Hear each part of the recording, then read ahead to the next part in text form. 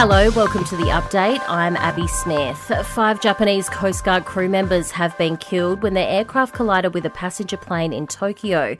They're on a mission to deliver aid to earthquake victims. All 379 people on board the commercial Japan Airlines flight managed to safely evacuate.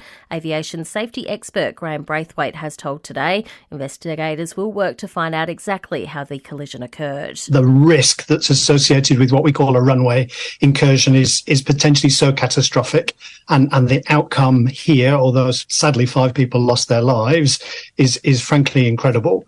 It comes as rescuers continue to search for survivors following earthquakes in the central region of Japan. Back home, thousands of Victorians remain without power following wild storms. More than 800 calls were made to the SES for help yesterday afternoon after rain caused flash flooding and large hail fell, while Gold Coast residents will have help arrive from today, with ADF personnel being sent in to help with storm clean-up. A young man jailed over the fatal stabbing of Gold Coast teen Jack Beasley will remain behind bars. The killer had been granted bail to be released later this month, without Jack's family given the opportunity to respond. The parole board has since revoked the bid. The family of a 6-year-old Perth boy are preparing to bring his body home to WA after he died in a tragic accident in New Zealand. The boy and his 4-year-old cousin died after an off-road vehicle they were riding crashed on a farm in the north of the country. The boys were thrown from the vehicle after it hit a boulder and went into a waterhole. The search continues for Dave Warner's baggy green, which has gone missing from his bag between Melbourne and Sydney. On the eve of Australia's third test against Pakistan, Warner posted a video on Instagram in a desperate attempt to find it. Fans started lining up outside the SCG at 3 this morning, all of them telling Nine they're concerned he'll be playing his final game without his cherished cap. Extremely sad, yeah. I hope he finds it. He hasn't found it yet, do you know? No. Oh, well, someone might do the right thing. And it seems Australians love their cars. An eBay survey finding we think they're the second hardest thing to live without after a partner and valued above pets, coffee and social media. 1 in 5 of us also name our cars. Betty, Birth and Baby, the top picks. Entertainment and sport next.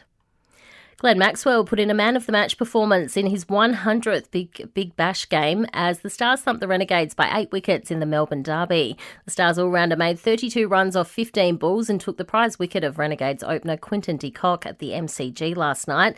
Teammate Tom Rogers full of praise for the skipper. I'll never get used to being at the other end to Glenn Maxwell. That's pretty ridiculous. You know, in his 100th game, player of the match, bowled beautifully, caught beautifully, batted beautifully. He's box office, that guy. He's a great captain. He's a great man. So super pumped to be on his team and get to watch that from the other end, batting with him. Meantime, Australia is looking to send Dave Warner out a winner in the third test against Pakistan. It all starts today at the SCG. In tennis, Serbia has booked a quarterfinals clash with Australia after beating the Czech Republic 2-1 at the United Cup. World number 1 Novak Djokovic will take on Alex de Minaur in the men's singles rudder, while Djokovic convincingly won their only previous encounter at last year's Australian Open.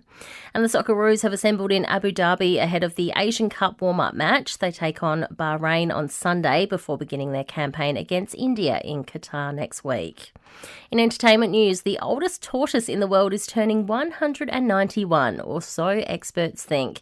Jonathan was hatched in 1832 and has now become the oldest living land animal, but could even be a touch older. He's beaten the average 150-year life expectancy for a land tortoise. And it seems Mickey Mouse is already going off the rails after the copyright of the earliest version of the Disney character expired. A British independent movie maker has made him a villain in a new slasher film called Mickey's Mousetrap. There's no release date for the film just yet. And that's the latest from the Nova podcast team. We'll see you tomorrow for another episode of The Update.